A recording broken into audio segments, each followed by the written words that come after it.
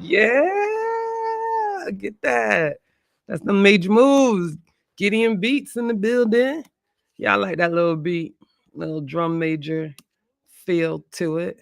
Y'all know how it go. Well, welcome back to part 3, Deconstructing the Divine. Cedric Ortega is presenting. And without further ado, we're gonna get right into it. Cedric. Thank you, Juju. Shout out to Gideon. Shout out to the whole pseudo killer family. Peace and good afternoon to everybody. Tell a friend to tell a friend. The pseudo killers is back again with the final installment of the concept of spirit. The second episode in a 5-part mini-series called Deconstructing the Divine. Stay tuned. Next week we explore consciousness. Without further ado, we get into the presentation. If you would share my screen, Juju, let's get here. Go.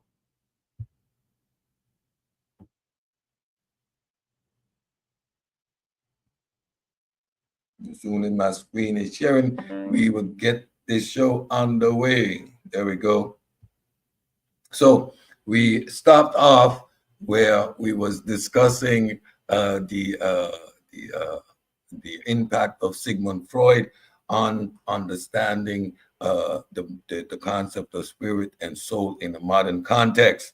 And a shout out to Joel. Yes, he had some very outlandish ideas. And you heard also that his concepts and philosophies are banned from being taught in modern psychology. Now let's continue with his student who followed him, Carl Jung. While Sigmund Freud was more focused on the material and unconscious aspect of the psyche, Carl Jung, born in 1875 and died in 1961, approached the spirit from a more symbolic and archetypical perspective. Jung believed that certain aspects of the human experience, such as spirituality and religious imagery, could be understood through the lens of universal symbols or archetypes as part of the collective unconscious. Archetypes and the collective unconscious. Jung's theory of the collective unconscious proposed that there is a shared pool of memories, experiences, and symbols that are common to all humans. He argued that certain archetypical symbols, such as the hero, the shadow, and the spirit, emerge from this unconscious realm.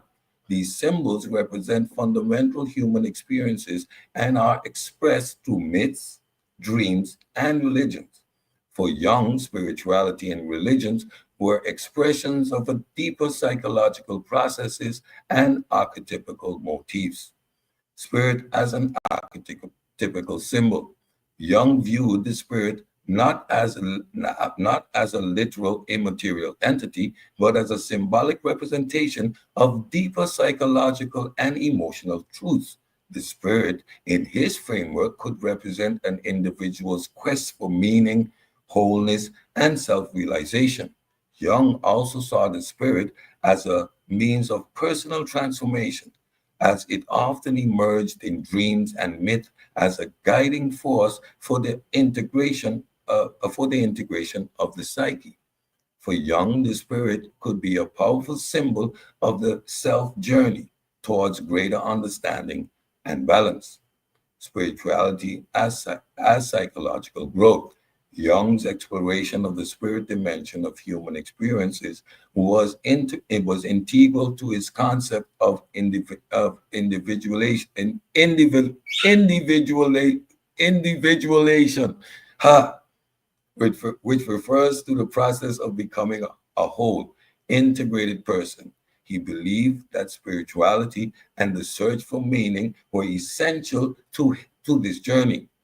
In Jungian psychology, the spirit is viewed as metaphorically as the creative force that drove individuals towards self-realization, healing, and deeper psychological understanding.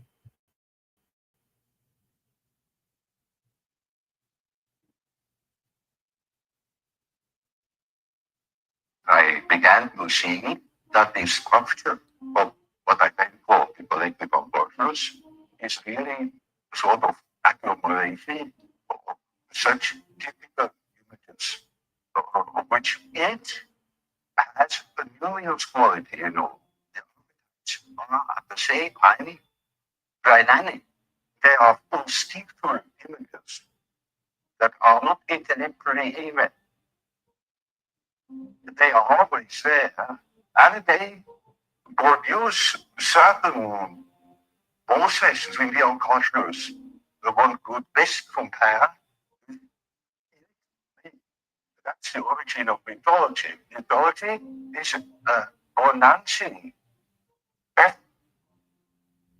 series of images that formulate the life of archetypes.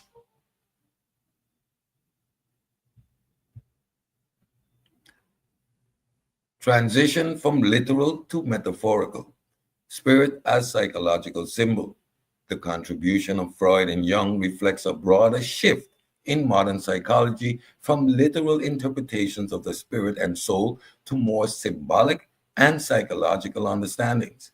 This transition marked a departure from the religious and metaphysical views of the soul as an immaterial essence and instead framed the concept of spirit in psychological and symbolic terms. Literal to symbolic. The Enlightenment and the rise of modern science and psychology led to a demystification of the soul and spirit. Freud's emphasis on unconscious drives and Jung explorations of archetype helped reframe spirituality as a psychological phenomena rather than a supernatural reality. The shift allowed for a more integrated approach to understanding human behavior, emotion, and consciousness. Spirituality as a psychological need. While Freud dismissed the notion of a literal spirit, Jung acknowledged that spiritual experiences were essential to human psyche. Spirituality and the search for meaning became viewed as part of the psychological development of individuals. The spirit, in Jung's term, became a metaphor for the inner self and the human need for transcendence. Psychology and modern spirituality. Today, modern psychology often explores the psychological aspects of spirituality, focusing on how spiritual experiences, belief, and practices contribute to well being, meaning making, and mental health.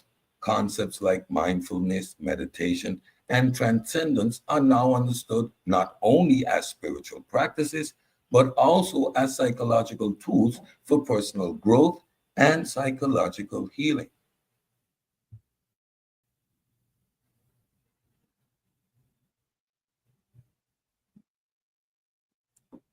So, in a sense, as you began to look over Dr. Freud's emphasis on the sexual drive, you began to think in terms of other cultures, broader ideas, and it began to seem to you that this wasn't really an emphasis that was universal or sufficiently universal to be important.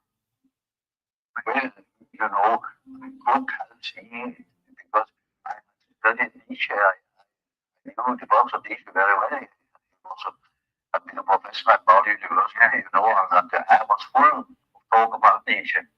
And so naturally I have studied his works here and there. I saw an entirely psychology, which was also psychology, perfectly competent psychology, all built upon the power of life. The possible that Dr. Freud was either ignoring Nietzsche or perhaps not wanting to be influenced by Nietzsche. I mean, his personal, yeah, the bullshit was a personal prejudice. It happened to be his main point to know that certain people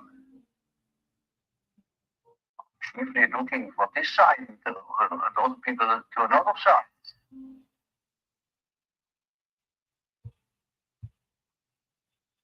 Legacy of Freud and Jung. The work of Freud and Jung has had a lasting influence on the way we understand the spirit in modern psychology.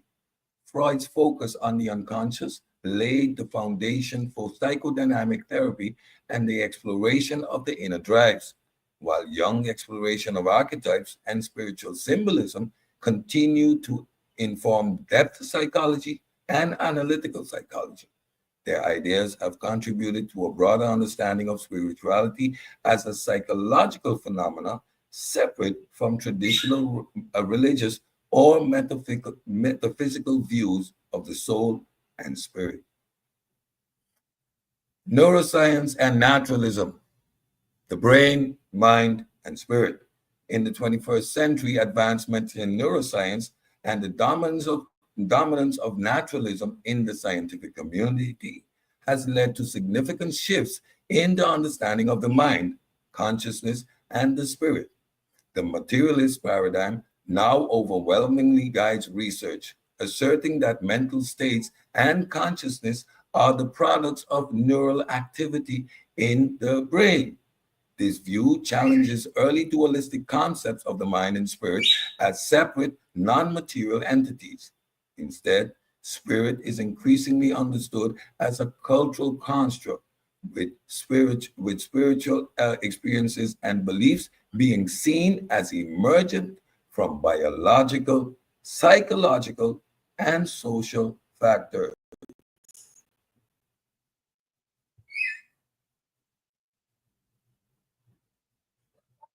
Take a look at the lab. Have you ever wondered what a cognitive neuroscience lab looks like? It's probably not what you expect. There's no white lab coats, there's no test tubes, no beakers, anything like that. For the most part, it's a computer. We do a lot of our data collection with MRI machines here on campus, but 90% of the work that we do is processing and analyzing the data on a fancy computer like this. Mind and consciousness as brain-based. The brain and consciousness. Neuroscience has made considerable progress in linking the mind and consciousness to the brain. The brain, with its neural network, chemical processes, and electrical activity, is now considered the fundamental source of thoughts, emotion, and self-awareness. Modern neuroscientific theories assert that all mental phenomena, cognition, emotion, memory, and consciousness itself are the result of complex brain processes. Neural correlation of consciousness, neural correlates of consciousness. Researchers have been working to identify the neural correlates of consciousness, NCC, which are the specific brain regions and activities that correspond to conscious experience. For example, areas in the prefrontal cortex, thalamus, and parietal lobes are known to play key roles in integrating sensory information and maintaining self-awareness. These findings suggest that we consider consciousness as intricately tied to the brain structure and function, the mind-body connection. The mind-body problem, which has long been a central philosophical question, is increasingly addressed by neuroscience. Researchers have shown that changes in brain structure and function can directly impact mental states, such as a shift in mood, cognition, and identity. For instance, neurological disorders like Alzheimer's disease and schizophrenia demonstrate how specific brain regions and their activity can give rise to profound changes in personality and perception. This reinforces the idea that the mind is not an immaterial essence, but a product of brain processes. Consciousness as emergent property. Some modern neuroscientists, such as Francis Crick and Christoph Koch, propose that consciousness arises from the complex interactions between neurons, suggesting that conscious experience is an emergent property of brain activity. This means that consciousness is not an independent, non material substance, but rather a byproduct of highly sophisticated brain functions.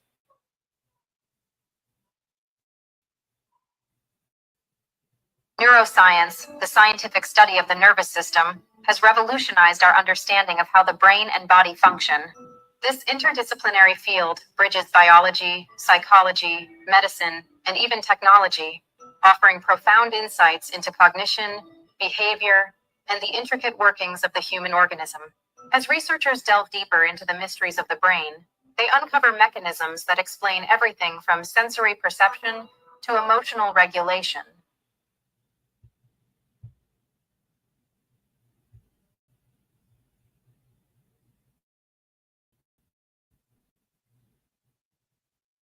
This facet of the mind can be defined this way: the emergent, self-organizing, embodied and relational process that regulates the flow of energy and information. And if we take that apart step by step, we can see that the system we're talking about is called a complex system. That means it's open to influences from outside of itself, it's capable of being chaotic, and it's nonlinear, meaning small inputs have large and difficult to predict results. When you have those three characteristics, math says that system is a complex system. And once we're in the realm of complex systems, we find that these complex systems have what are called emergent properties. They're the interaction of the elements of the system give rise to these properties that cannot be reduced to the singular elements that are interacting to give rise to them. Spirit as a cultural construct, cultural and evolutionary perspective. In light of neuroscience and evolutionary psychology, the concept of spirit is increasingly seen as a cultural construct. Spiritual beliefs, whether in the form of soul, spirit, or supernatural entities, are viewed as products of human cognition and socialization. These beliefs likely arose due to human capacity for abstract thinking, symbolism, and the need to explain life, death, and existence. Evolution of religious thought. From an evolutionary perspective, the idea of spirit or soul may have developed as a cognitive adaptation to help humans navigate the complexities of social life. The belief in spirits may have helped early humans cope with death, grief, and uncertainties while also promoting social cohesion and moral behavior within communities. This suggests that spirituality is not a divine truth, but a cultural invention that served an evolutionary and social function. Psychological and cognitive mechanism. Modern cognitive science suggests that the belief in spirits and soul is rooted in mental processes such as agency detection and theory of mind, the ability to attribute mental states to others. Humans are naturally inclined to see intention and purpose in the world, leading them to anthropomorphize acts, natural phenomena, for example, attributing human like qualities to animals, objects, or even forces of nature. This could explain why many cultures throughout history have believed in spirits and gods as agents that influence the world. Social and psychological function of spirit beliefs. Spirit beliefs can also serve important psychological and social functions. They can offer individuals a sense of meaning, comfort, and hope, particularly in times of crisis or grief. Shout out to my brother Sosa. The idea of an immortal soul or spirit provides a framework for individuals to cope with the inevitable nature of death. Spirit beliefs can also promote social harmony by establishing moral codes and rituals that encourage cooperative behavior within groups. Again, shout out to Sosa.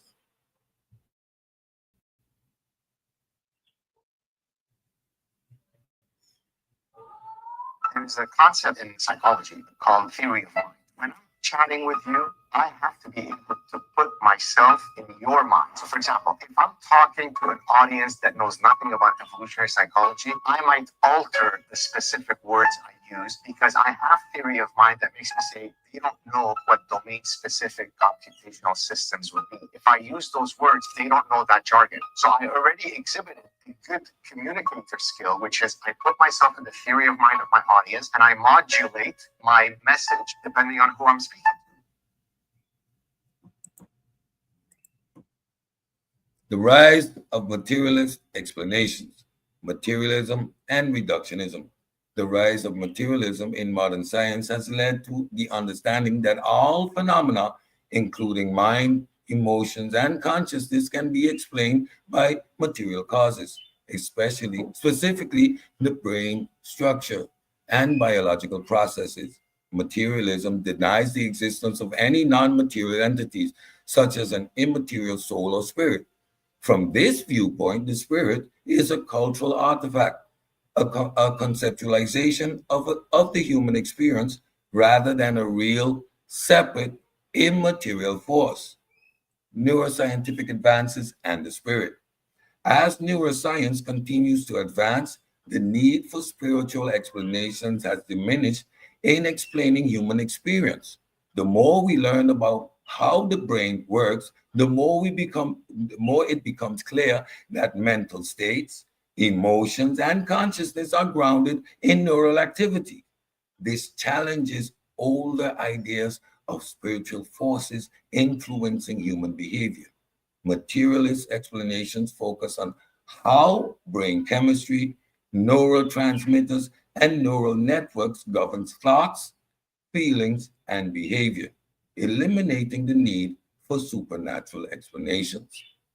The spirit as an illusion.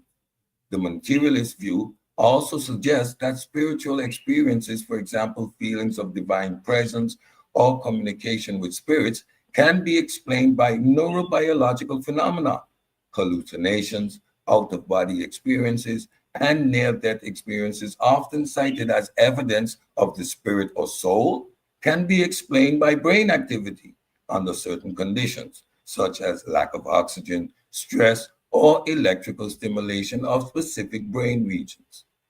Cognitive science and the illusion of the soul. The idea of the soul or spirit is increasingly seen as a cognitive illusion, a byproduct of human cognitive and evolutionary processes. Human brains, with their ability to reason, reflect, and project meaning, naturally create the concept of a self or soul that can exist beyond the body. But this is not seen as evidence of an actual immaterial spirit, but as a cognitive construct that reflects our need to understand identity, consciousness, and mortality.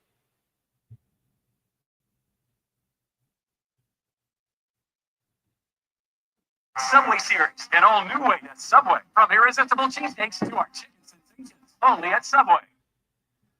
Materialism is the view that nothing but physical matter exists. To a materialist, there's no such thing as the supernatural, and nothing can be that is not comprised of physical components. Materialism is a metaphysical stance in that it denies metaphysics altogether, as there can be nothing beyond physics when the physical is all that there is. This position obviously denies the existence of any God or of a soul. This position claims that there can be no immaterial component to the mind as well. Materialism is almost always tied to atheism, but materialists can be of all sorts when it comes to epistemology, ethics, etc. Despite its popularity these days, this stance is not new. It has taken on a new form since the advent of modern science, however. Now, people are confident that science will eventually find a materialistic explanation to everything.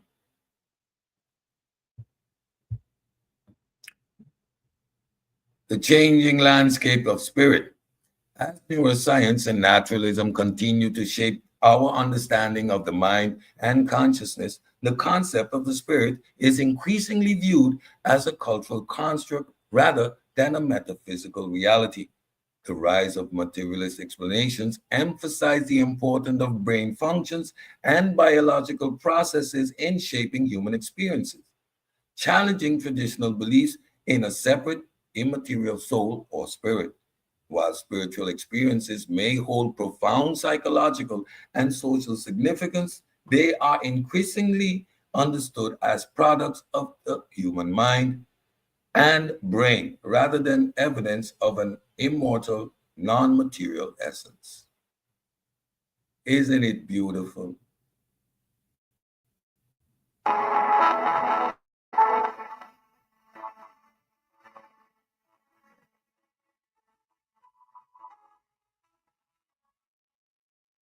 Yes, indeed. The New Age movement, which gained significant momentum in the late 20th century, is characterized by a fusion of spiritual, metaphysical, and often pseudoscientific ideas.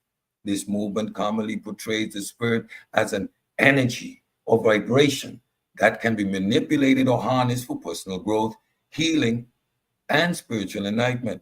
Concepts such as higher self, energy fields, and vibrational frequencies are central to New Age thought.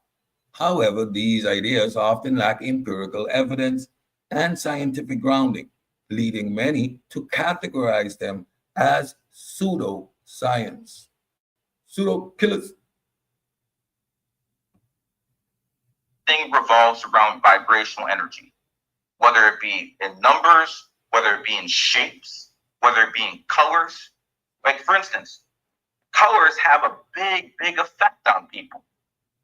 If you're trying to be, a little bit pushy, the best thing to do is to wear white and black together, because white adds up to an 11 and black adds up to 11. Red, and again, this is marketing too, obviously capitalism, but red covers the root chakra. The root chakra has to do with sexuality. That's why in the movie The Matrix, they had the lady in red, because she's there to take you away and start thinking about that. So again, colors, shapes, sounds, they all have vibrational energy around them. The woo in full effect.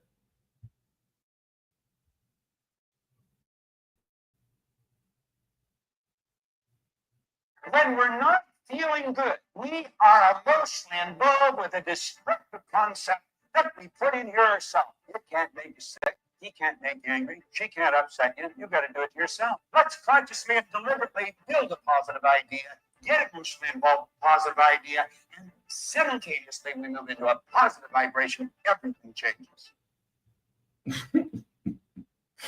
Energy and vibrational frequencies. In New Age spirituality, spirit is often equated with energy or vibration. According to this view, everything in the universe, including humans, is made up of energy fields that vibrate at different frequencies. The belief is that by tuning these vibrations or aligning with certain energy fields, individuals can heal or enhance their spiritual awareness. The concept is rooted in ideas such as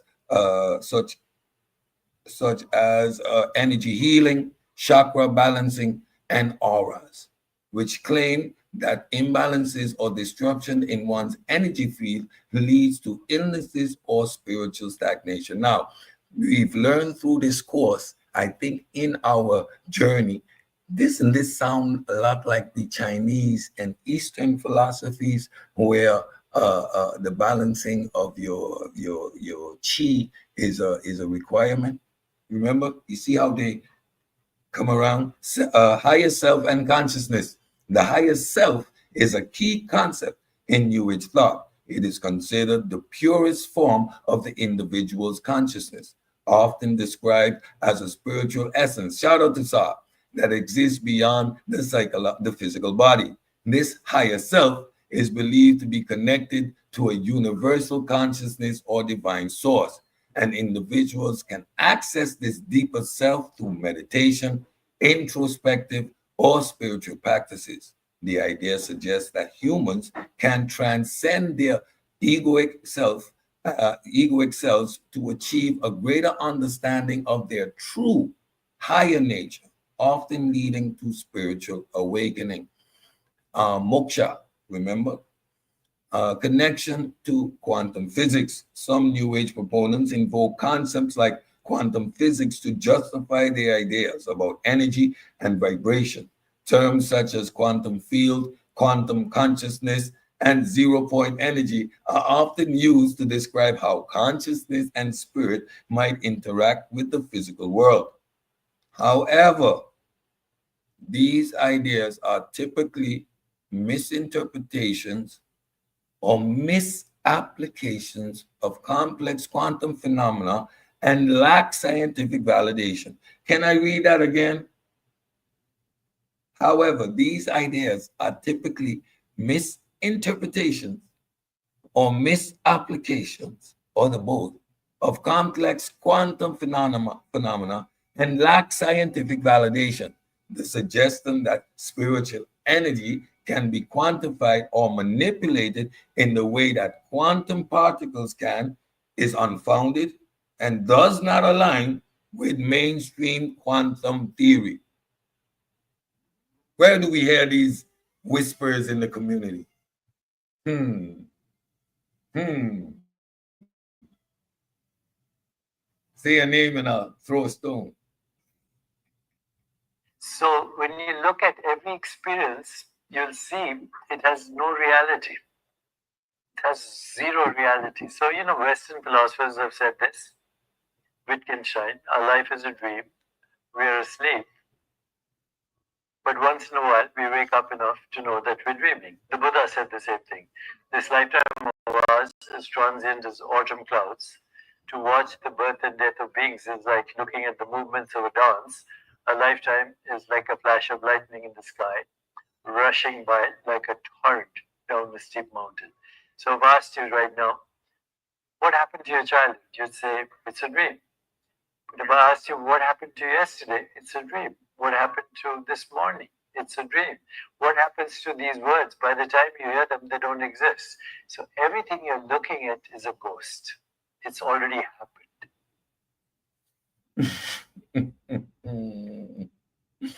Eastern spirituality and New Age thought. Many elements of New Age spirituality draw from Eastern traditions such as Hinduism, Buddhism, and Taoism.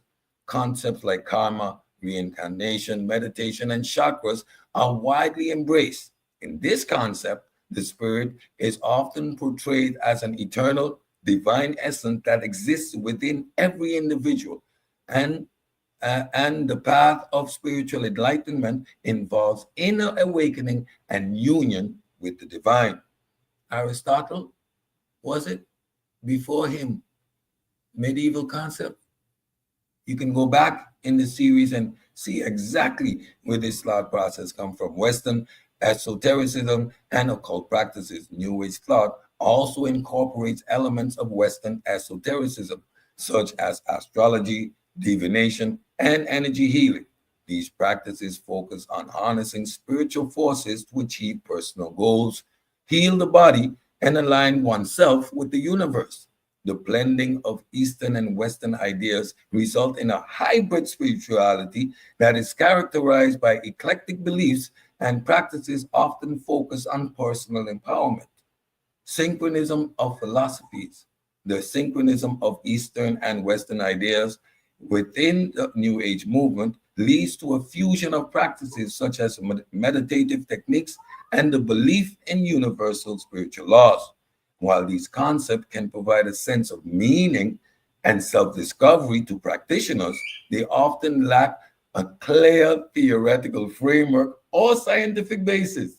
The idea that one can achieve personal transformation or spiritual enlightenment through a combination of ancient wisdom and modern self-help practices is central to the New Age approach.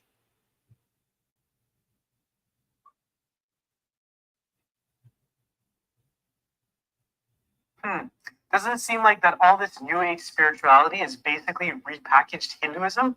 The popular Deepak Chopra and Eckhart Tolle are examples of some of the contemporary New Age gurus who are living off the Hindu culture, plagiarizing Hinduism, yet failing to give credit where credit is due. For example, Eckhart Tolle has famously said, "In the stillness of your presence, you can feel your own formless and timeless reality as the unmanifested life that animates your physical form. You can then feel the same life deep within every other human and every other creature. You look beyond the veil of form and separation. This is the realization of oneness." Is this not Hindu philosophy? If he was writing a paper for university, he would be charged with plagiarism, as that is not an original idea from him. He stole it from Hinduism. Oh boy. Scammers. All scammers. Lack of empirical grounding. Here we are again. We full circle, and empirical data is missing when grounding these woo ideas. Absence of scientific validation. Many of the concepts that underpin New Age spirituality, such as energy healing, crystal therapy, and auras, have been widely criticized for lacking empirical evidence. Despite their widespread popularity, there is little scientific support for these ideas that human consciousness can influence external energy fields, or that spiritual vibration can be measured or manipulated in any meaningful way. The most energy healing practices, for instance, have been shown to be the placebo effect, where the belief in the treatment's effectiveness lead to a perceived improvement in health rather than any actual physical or spiritual change. Anecdotal and unfalsifiable claim. That is the standard in our community, the unfalsifiable claim. Much of the New Age movement is built on anecdotal evidence, personal experience, and subjective account. It's my truth of spiritual experiences. These accounts are often unfalsifiable, meaning that they cannot be tested or proven through scientific methods. As such, they do not adhere to the standards of empirical research that are required for validating any scientific theory or practice. The lack of testability or falsifiability makes many New Age beliefs susceptible to confirmation bias, while practitioners focus only on the evidence that supports their belief while ignoring contradicting data. Psychological effects and placebo. While many New Age practices may provide psychological benefits such as relaxation or stress reduction, these effects can often be attributed to the placebo effect, where people experience real changes in their mental or physical health simply because they believe they will. This psychological mechanism explains why many individuals report feeling better, quote unquote, after engaging in spiritual practices. The lack of any physiological or scientific basis. Let me read that again. This psychological mechanism explains why many individuals report feeling better after engaging in spiritual practices that lack any physiological or scientific basis. In many cases, the belief in a spiritual cure can trigger psychological and emotional shifts, but these are not indicative of any true spiritual transformation or energy manipulation. So a little bit more woo here. So that's why words and visualization are important. Okay. And then feeling. Feeling is emotion. Emotion is energy. And you know the famous scientist Tesla? Yeah. Not personally, but obviously through reputation. He had this beautiful saying which kind of encapsulates Hindu philosophy really well. He said that To find the secrets of the universe, think in terms of energy, frequency, and vibration. So to find the secrets of the universe, think in terms of energy, frequency, and vibration. Everything is made up of energy that's vibrating at a certain frequency. Alatawu. The rise and critique of New Age beliefs. While the New Age movement offers a wide range of practices and beliefs that aim to connect individuals with their higher selves, universal energies, and spiritual enlightenment, these ideas often lack empirical support. The blending of Eastern and Western philosophies have led to a unique spiritual landscape, but many New Age concepts are deeply rooted in pseudoscience. The idea of the spirit as an energy or vibration may resonate on a personal or emotional level, but without scientific grounding, it remains a speculative and unverifiable aspect of human belief. Now, remember what Deepak was saying?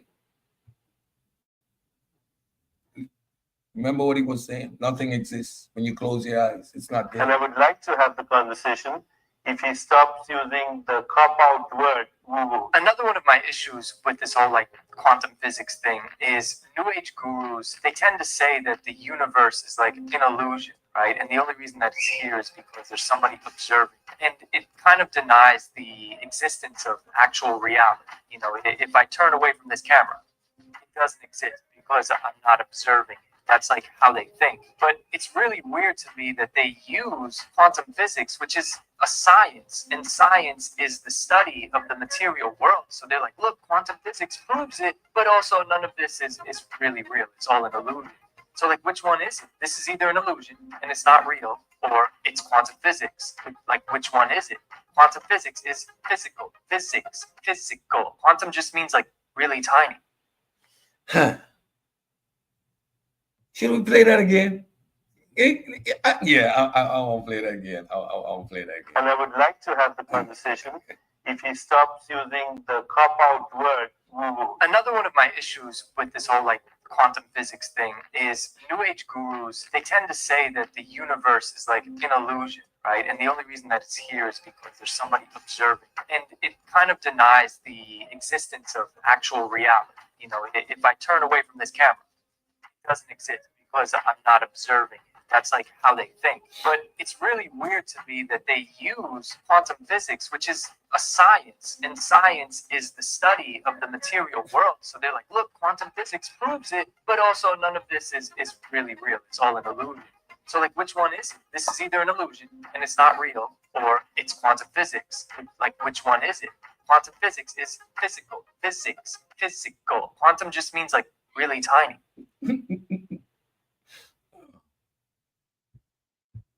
The confusion. Key takeaways. The evolution of spirit.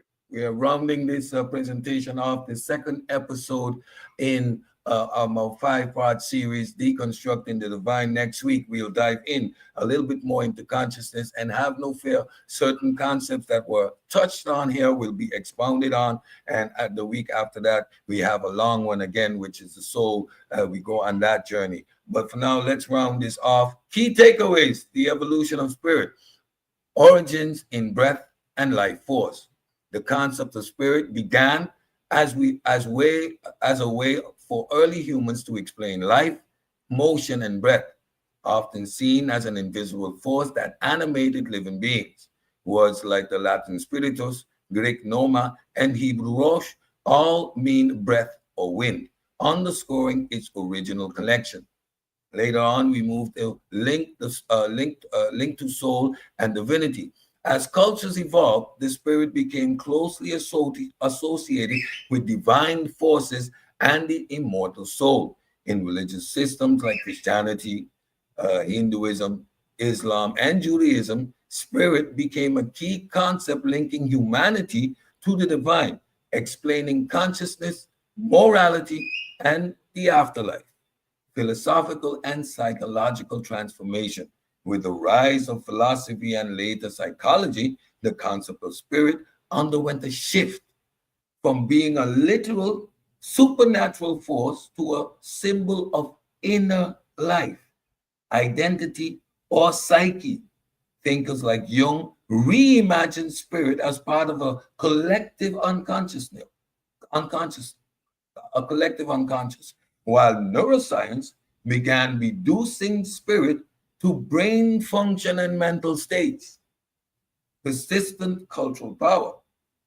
Even in the modern secular age, spirit remains a potent cultural idea. Have no fear.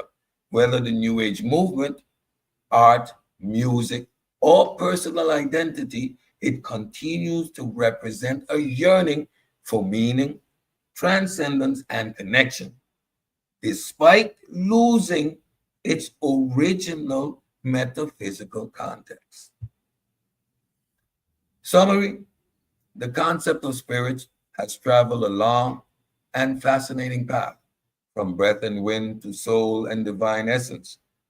For early humans, spirit was a way to make sense of of life and death, a placeholder for forces they couldn't yet understand. As civilizations developed, spirit became deeply embedded in religion and philosophy, serving as an explanation for consciousness, morality, and the afterlife.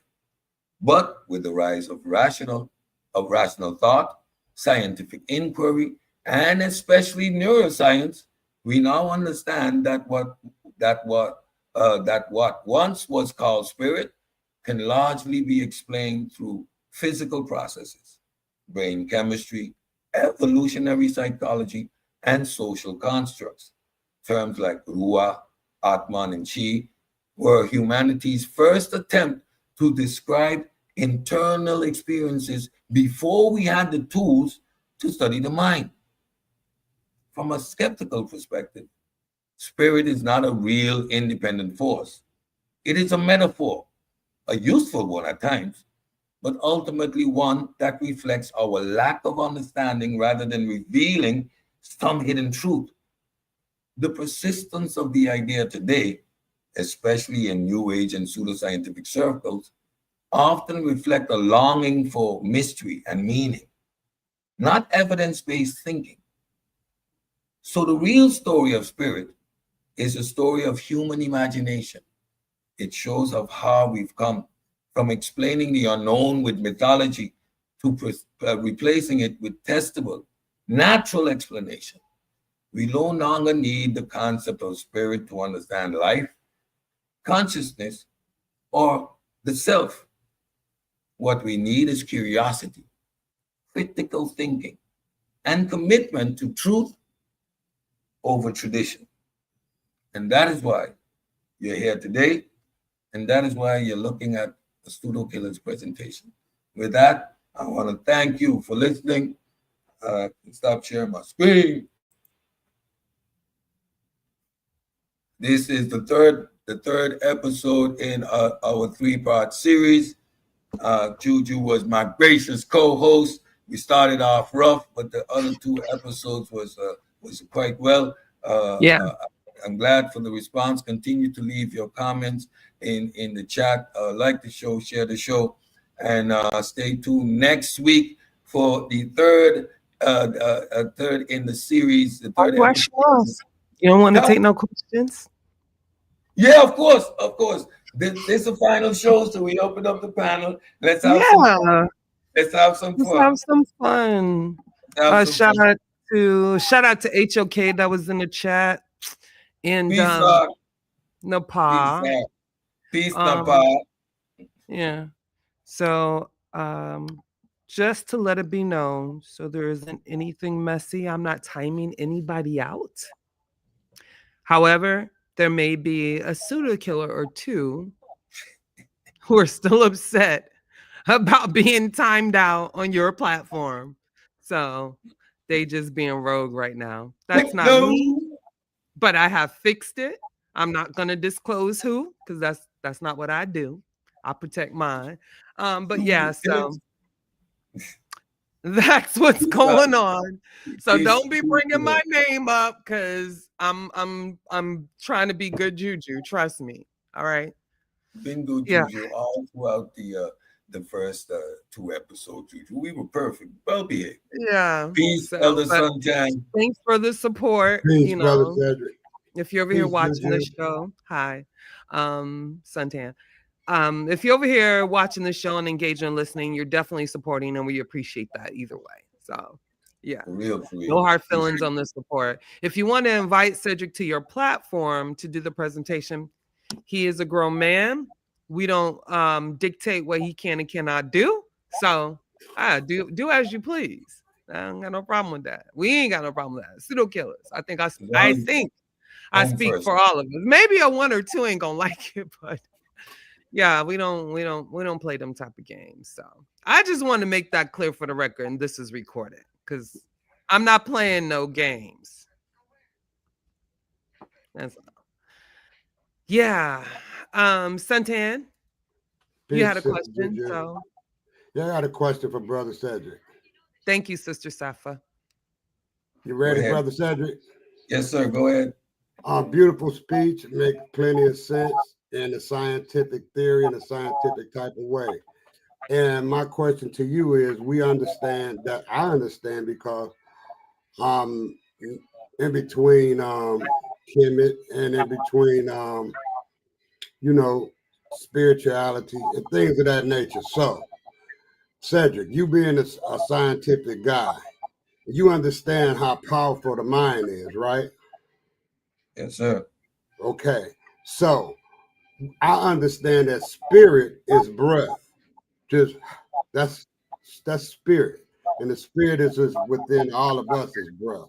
My understanding is that a strong mind of spirit and a strong mind of thought, whether you have an Abrahamic faith, whether you have a Kemetic faith, no matter what faith you have, I think that the mind is strong enough to bring relevance and bring calm to a person's body. And I don't speak in spookism because I'm just speaking in spirituality because, Cedric, you could be my brother. You could be where you at right now, and I could close my eyes and I still see the image of you. So that's not telepathic or nothing like that. That's just how strong our minds is. So when people speak in spirit, I stay out of other people's paradigm, right? But I'm here to tell you that I believe in spirituality, not in the spooky kind, just in a telepathical way of being a spirit. You know, it's a lot of nuances to spirit, right? So my question to you is, do you believe that is any telepathic nuances to spirit? No. Before you answer, Cedric, Elder Suntan, have you watched all three shows? This was a No, I just 3-part installment. no. Okay. No, I'm gonna I say this just for the chimed audience. in because Unc is my man, and I like Cedric, and I like you, Juju. Y'all, we know each other from just being online. I'm gonna So finish I my chimed in, and Cedric's speech was very Understand, intriguing to me. let me finish my statement, please. So I will urge you and everybody else to watch all 3 parts before you comment or ask questions.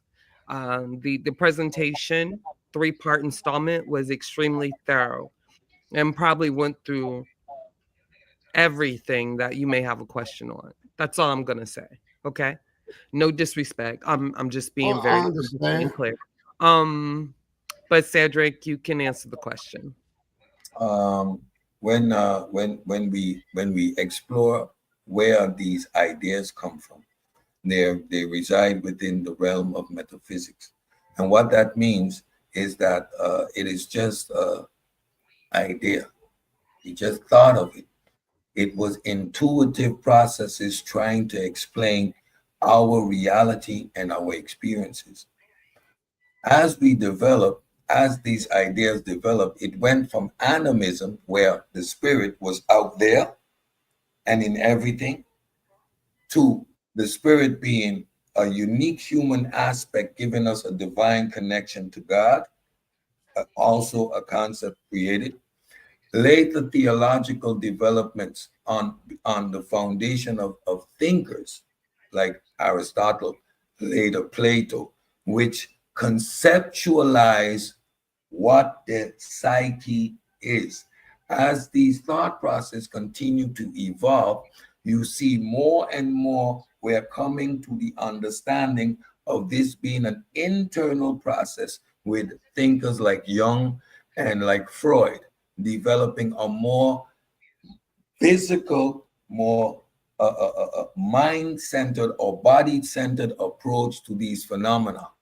Jung, for example, explained that the concepts of spirit and soul and these ideas rely on a universal unconsciousness, a shared reality to all human beings, but primarily centered from the human perspective.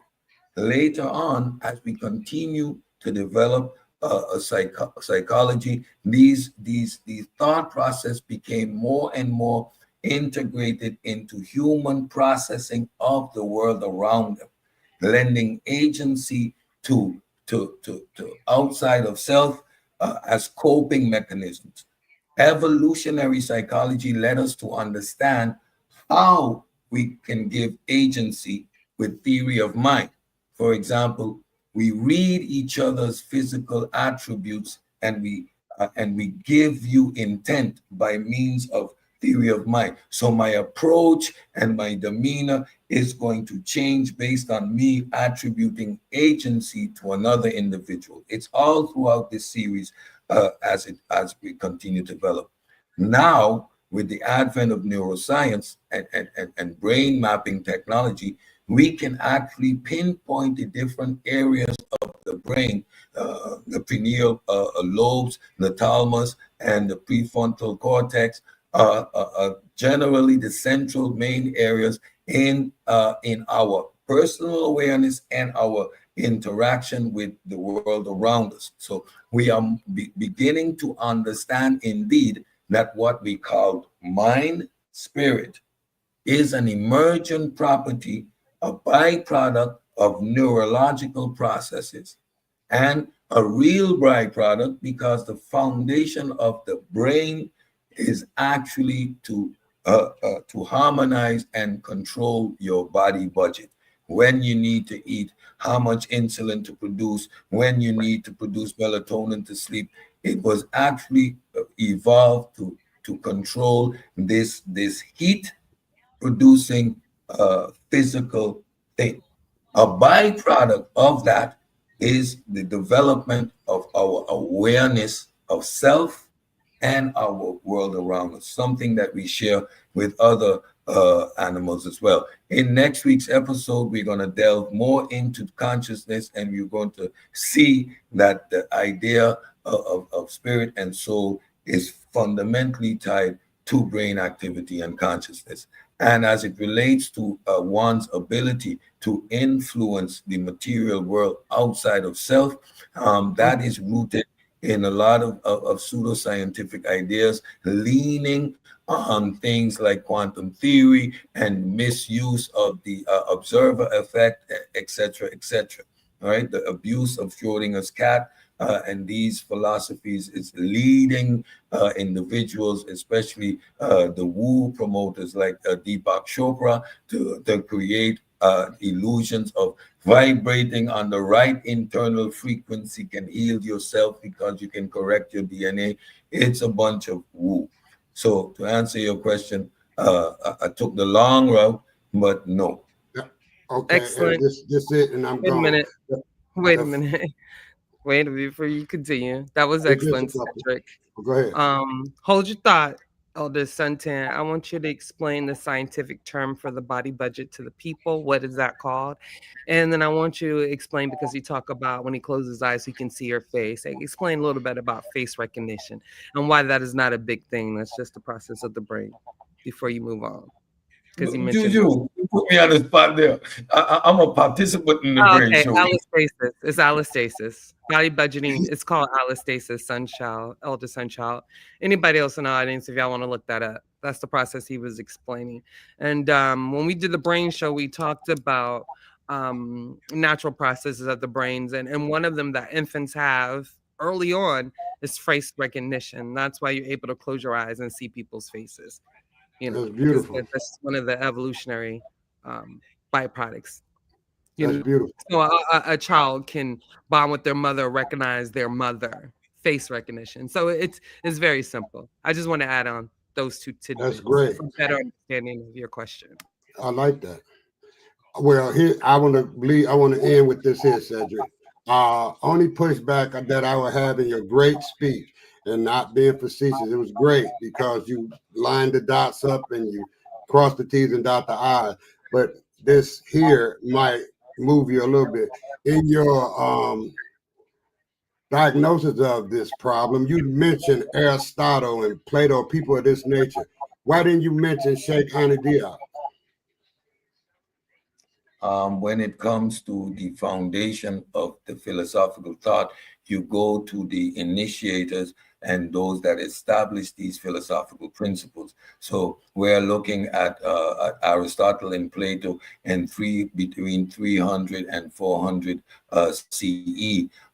Then you have, for example, Kant and one of my heroes, David Hume, who established methodological naturalism, which later, much later, 1700s compared to the 20th century, when methodological naturalism and the scientific process was firmly established, which Sheikh Anta Diop was engaging in. So, explaining the philosophical evolution of these terms, you look at the ones that found it. For example, when we look at the early church fathers, we go back to the Neoplatonic school of Romulus, who is a student of Plato, who is the foundation of all modern theological thought, right? Regardless of who contributed in later times, right? We were looking at the historical development of these concepts. Again, the idea of spirit is a completely human concept, right? And now we can examine by looking back where these philosophical thoughts came from, where empiricism came into the equation, where we start to question whether you actually had the ability to have a conceptualization of the supernatural, to even have an idea of what a divine soul or that may or may not be. I want to say this, seeing that you are a scientist, I would expect it for you to go more with a scientific method than a philosophy, with a, how would I say it, with a philosophized way of speaking. See, you are indeed a scientist. I've been watching you for years. So I was just, that's why it's no pushback. It's just a pushback on the fact that what you are is, it gets philosophical, but then science is the head of that. So on this frontier that you're, projecting now, I'm just curious, and you answered a lot of questions, and that's why I like listening, because you don't take the straight to your route. You walk me around. So I enjoy walking with you, Cedric, and peace. Keep it up the good work. Yeah, the presentation ended with our modern grounding, which is firmly grounded in methodological naturalism and materialism, which is the scientific method. So at this point, neuroscience is the leading, and of course, psychology are the two leading. Evolutionary psychology and all the different branches of psychology and neuroscience combined, those are the leading fields in studying consciousness, the mind, the soul, the spirit. So yes, at this point, it is firmly rooted within the realm of science, and that's why these concepts are no longer grounded in metaphysical or anything outside of the human being or attributed to any supernatural agency. So. Did you notice I didn't mention metaphysics? Because like I said, I'm going direct, because you was seasoned enough to let me come and ask the question the way I did. I don't want to go to metaphysics, because that's something that's really beyond this realm unless you get off into it, right? So what I'm trying to say, right. So what I'm trying to say is, if I come to you as a scientist, because philosophy is here, right? And the scientific method is there. So in order for your philosophy to come to some sort of norm, you have to have some scientific measure about your philosophy, or it's just your philosophy, right? Yeah. So, exactly. But I appreciate you, Cedric, and like I said, I done stood up for you a few times when people tried to act like you didn't know what you was talking about. So keep up the good work, bro. Thank you. I appreciate it. Yes, sir. I see Brother JJ there. Mandika. Yeah. Hey, you know what, Cedric, man? I'm proud of you, man. You know, hey, it's not about how you fall down, it's about how you get back up. You see what I'm saying? Because I was worried about you after, you and I's debate. It was a catastrophe. You dropped the ball. You let us down. No, I'm just messing with you. But hey, man, I came on here because that show you and James did last night, man, it was very powerful. It was a lot of things that I didn't know that both of y'all brought out. So, but when you ran off the stage, it kind of left me hanging. So I'm wondering. I mean, come on, man. Why you run off the stage? The conversation, and the point you start to straw man my position when I'm just being genuine. When you start to make unnecessary ad homs, so the conversation at that point is over. You're throwing your guns. But what's going to happen is I am going to do a complete breakdown. I've already got the framework done. Again, content. So I'm going to do a James Cassell show and breaking down all his misinterpretations of the actual philosophical grounding, his misuse of philosophical concepts, and his pure ignorance as it pertains to the scientific method and the lex, right? So all his arguments are flawed. Okay. He's denying what I put in front of him, and then he goes on to straw manning my position. He comes with a theorem that actually... Yeah, that's what I wanted to ask you about the theorem. Go ahead, get into that. He comes with a mathematical theorem which underpins the yet more grounding for the Big Bang and the rapid expansion of the universe, which science illustrates. We talk about a beginning, but a beginning is from without of the singularity. It is not from nothingness. Universe ex nihilo is only a religious concept. Even in that mathematical theorem, it does not go beyond the singularity because in the singularity, our math falls apart. So no math. You gotta walk slow with me though, because you're a little advanced with this. Now, I heard you mention something about the multiverse. So I'm asking myself now, this singularity, does it start over again? Then the universe destroys himself, and then you get like a ecliptic cycle, something like that. Go ahead and get into that multiverse, man. Let the audience know. The people was asking me about. I said, I don't know what I'm talking about, man. Go ahead. So we're gonna stick to the presentation. But this is all of this presentation, ain't it? The 3 parts. No. This was stick to the present.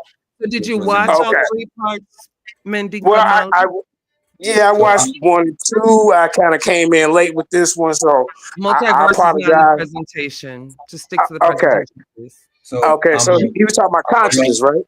I'm gonna round it off briefly. It's the deconstruction of the divine, sir. Okay. So he didn't deconstruct it. Okay. So I'm gonna just say this briefly, just to round it off.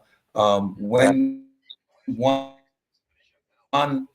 metaphysical claim is posited, if that metaphysical claim can be countered with any theoretical physics, right? Then it dismisses the mathematical claim. So the illusion or the claim or the assertion of causality has been firmly dismissed and debunked by several aspects of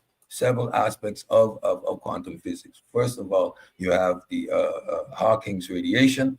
You have quantum fluctuation. You have that right there. Stop. The quantum fluctuation. We got to stop there because everybody's talking about that too. So that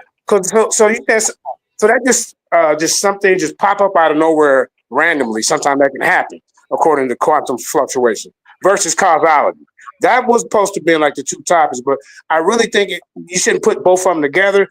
I think you should do causality first, and then y'all do one on quantum fluctuation. So it'd be an A side and a B side for both of those topics. But go ahead. Teach more on quantum fluctuation. You don't get it. Causality is refuted with things like quantum fluctuation. It's the refutation of these claims, right? Once you dismiss the notion of causality, that argument is over. And we see that it is in a metaphysical assertion that lacks any empirical grounding. So it's just an assertion. Okay, so I enjoyed y'all, man. I'm gonna get off here, man. Like I say, it was a great show. I learned a lot. It kind of left me hanging and thirsting for more information about this. So I hope you and him can come to some kind of agreement, for this belt, because you are, you the champ. But Lions Den champs don't run off the stage, man. So I had to make up some kind of excuse for it. Conversation was over. Wait a minute. It was all good. Wait a minute. So the conversation, okay, I get it. We said that too. So like I said, we'll continue the negotiations behind the scenes, bro. That's Y'all be weird and obsessed with this debate stuff. He's already a champ because he got a degree, right? Ain't no need to come on social media and debate people who are non-degreed, who are plain expert to have some type of validity or claim. So you don't know if James said that degree or not, do you? See, that's the assumption thing. That's like a theory. That's not a theorem. What you degree. I have a degree. No. You're talking about the opponents. I'm not talking about the opponent. I'm not talking about the opponent. I'm talking about Cedric. He already got a belt. He got a belt that's gonna last a lifetime. That's gonna take him to the stars. So can I finish talking to him, or you the puppet master? What's going on? You said you was leaving, though. But you're so nasty. I really want to apologize to you, but you never give me a chance to. I don't need your apology. Yeah, I'm gonna stay nasty with it, and you're a runner too. You don't want no smoke, all right? But Sandra, I'll holler at you later, man. We'll deal with this. Bye. Yeah. Any other takers? Yeah, any other questions? Because, first of all, this is Pseudo Killer's platform. You're not going to get on here and pub your platform. That's weird and disrespectful. So you was wrong there. Yeah, I don't play them games. I'm trying to be good, Juju. But y'all just keep y'all keep playing with me, bro. Don't play with me. Don't play with me. Play stupid games. I got lots of prizes. Lots of stupid prizes for y'all. I swear. I keep do what you do, Juju. I keep do what you do. Yeah, that was weird, and I meant what I said. So I'm gonna expound on that point a little bit, because that's what pseudo killers do. Part of our advocacy is for young people, right, to move on to higher education. That would be college, and to get a degree, specifically in STEM fields, AI, tech, right? That's what we're aiming for, is to actually influence young people. Like being on YouTube, dealing with people on YouTube, that's more or less entertainment. And we can share ideas, but it actually gets stupid. And I've been putting out this theory for a long time. Like, this ain't even real. You know why it's real? Because we don't even meet. We don't meet personally. So there's no real respect in this YouTube space. Y'all be playing. The stuff y'all say at people on YouTube, y'all wouldn't dare say in life. Because y'all already know what would happen. Y'all don't know how people was raised. Y'all don't know what people have the tendency for. So don't get slick.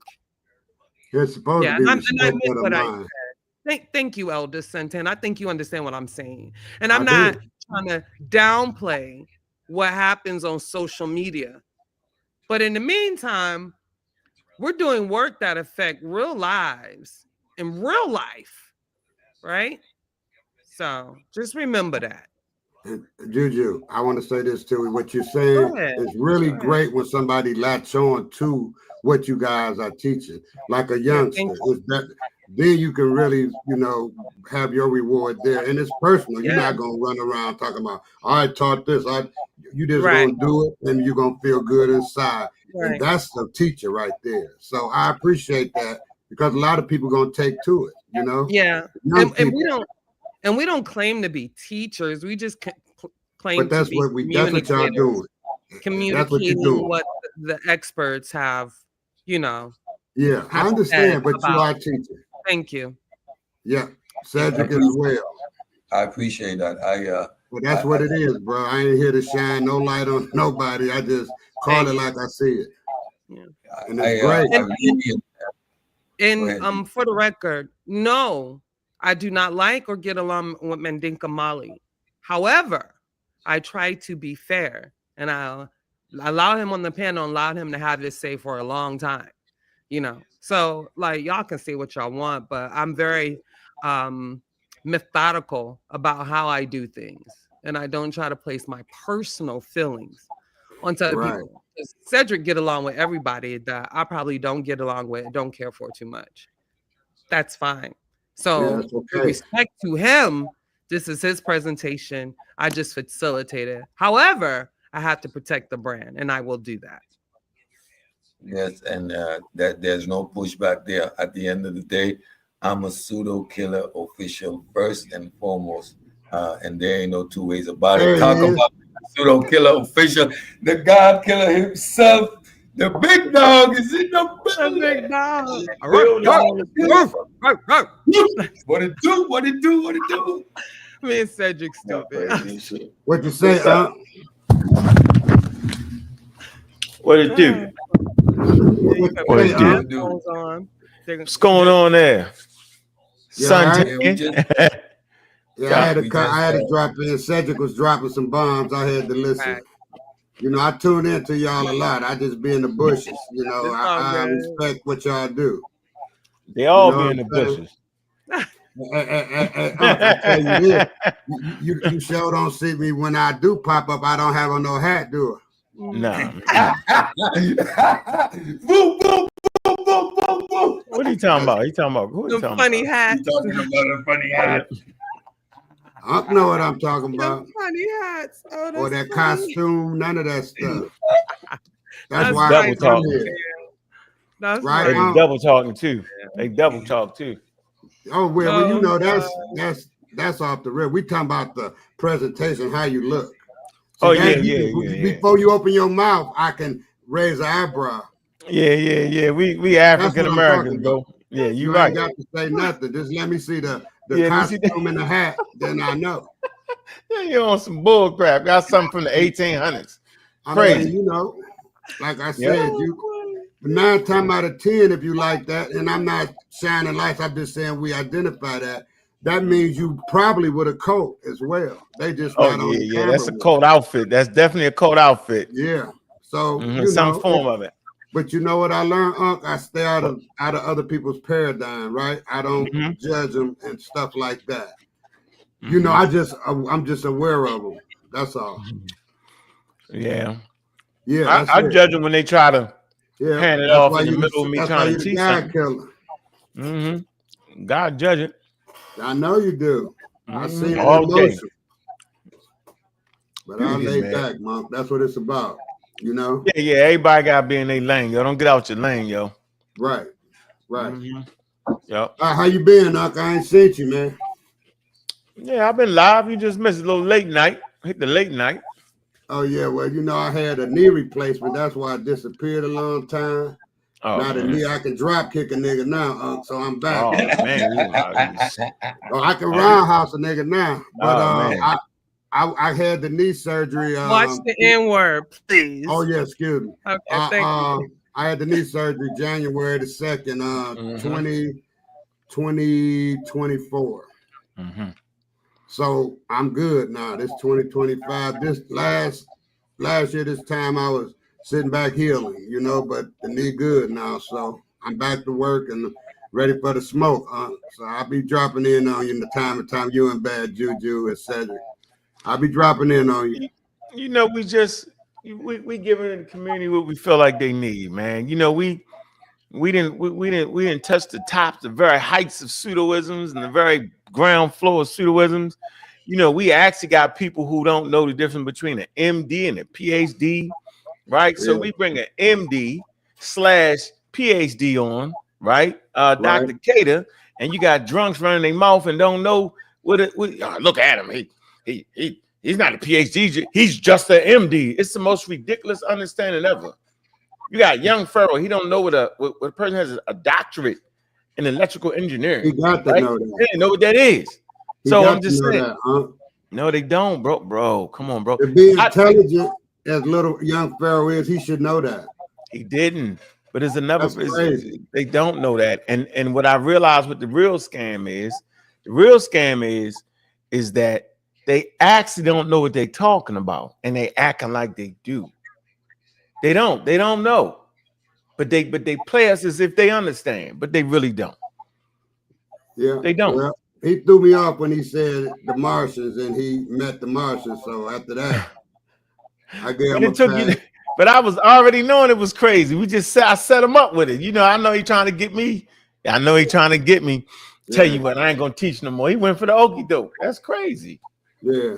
You know, in this 2025, and I say this faithfully to you, Cedric and Juju, I say this faithfully.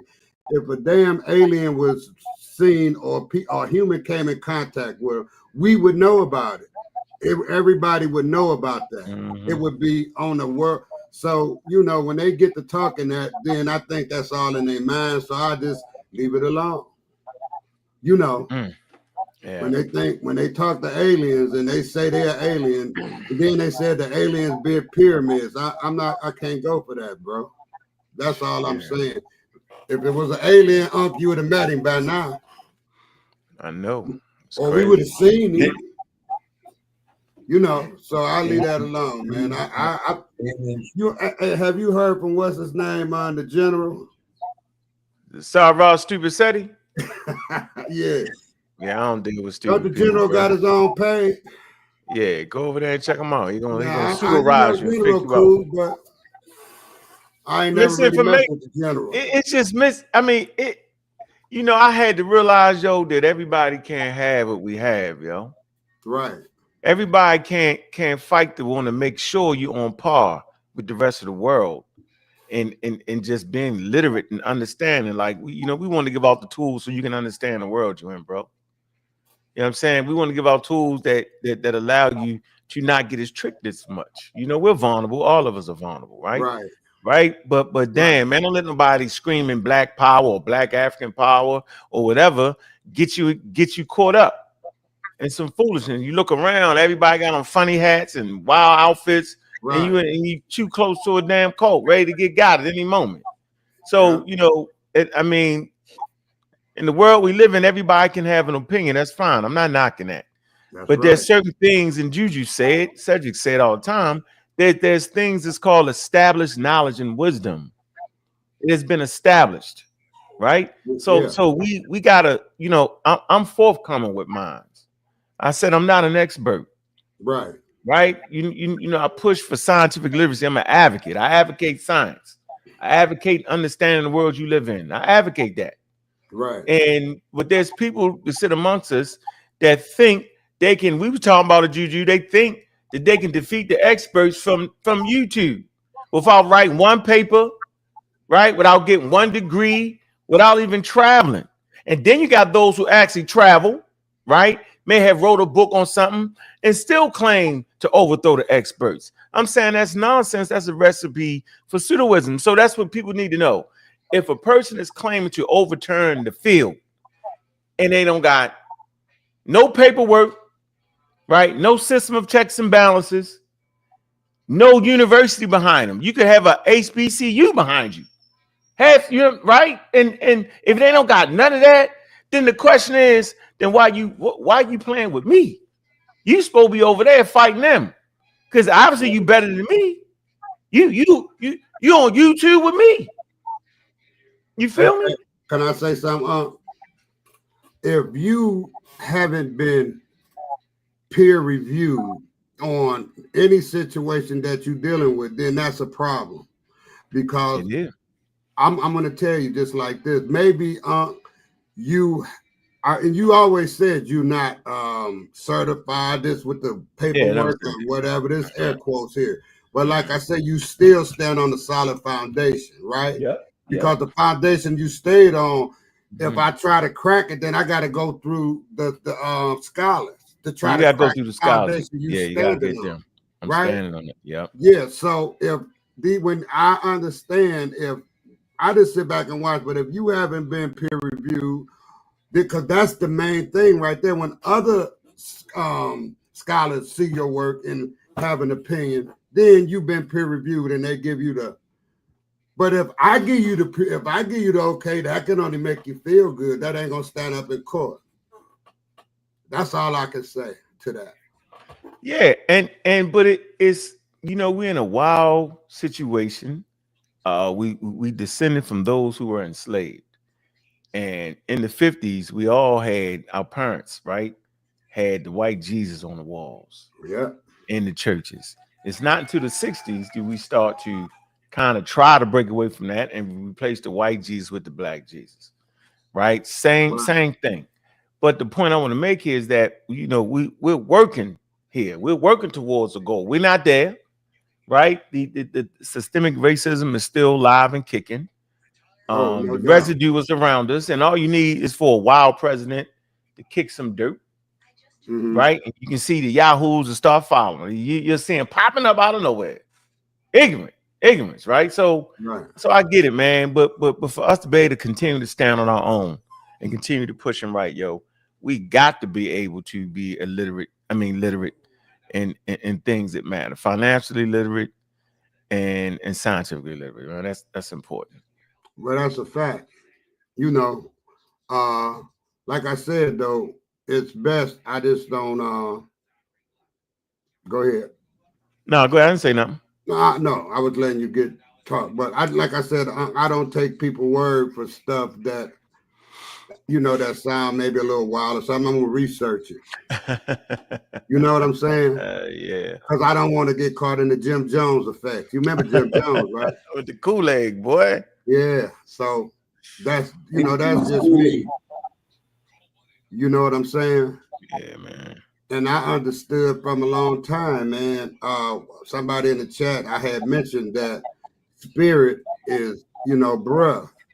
And it's just one of the nuances of spirit, because you live, you breathe. That's your breath. You have spirit when you live and you breathe. But when you gone, then there's no more spirit. There's no more breath. You out of here.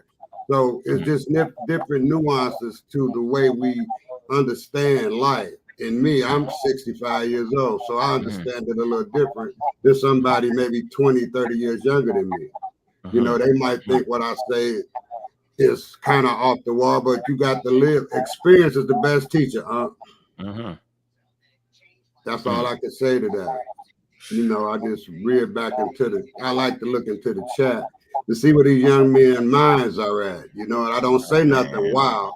I said what I got that from is Dr. John Henry Clark, So if they think I say something wild, then go research Dr. John Henry Clark, and you will find out I'm not just regurgitating nothing, because I did my research on it, and it makes sense.